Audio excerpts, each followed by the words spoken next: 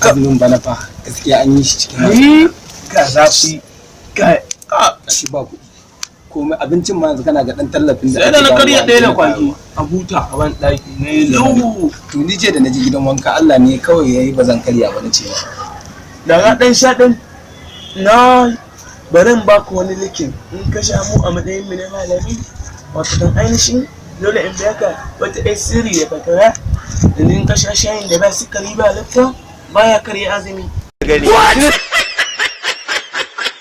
ya ake kuma ka ce kai kana malami kuma ka karya azumin ka kuma ka ni da ban taba karya ko ɗaya ba ka ce mun kuma wai ai kai ba karya ba za ka yi ba wato ainihin to ani ne ma malamin a haka shayin da ba sukari ba liftan na ka sha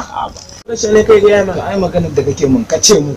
kai malami ne kuma ka ce mun je ka karya azumi ai jiyan abisa larura ne ina da ciwo ciki na ne yake ciwon kai amma ka san sai kai 60 ciki na ne yake ciwon kai ina da larura ai ka san ina da larura ciki na ciwon kai yake shi sa mu sani ba ciki na ciwon kai yake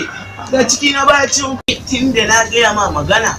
a matsayina na malami ka karyata ni zan karyata ba kai ba kai ba ni ba zama malamin shikenan kakana ma na 170 malami ne kai kakan da ya fi kishiyar kawar makocin kakanmu shine limamin Saudiya da tun ana zuwa ai da kace ni a yanzu ma ka kai ga mu a dangin ku wanda ya limanci a Saudiya ni za ka yi rashin kunya a dangin ku waye amma ni akwai wanda suka a Najeriya ko na ga inda limami yake a Najeriya lokacin da wani masallaci yana nan kai ke ga ya maka mutane ba gaskiya ba di irin ku ne duk irin ku na kai mini irin ku ne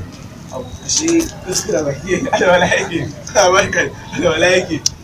kasan lokacin azahar yayi mu muna nan wallahi kai ka ma zafin ni zafin ma nake ji yana sauka kai na kamar ni kada aka ba wanda sha yake nake gani wanda sha a wani kare barka ko ba sha yake ba ya ibada mala kajin sallah ne kaya gani ko ma ba sha yake ba a ramma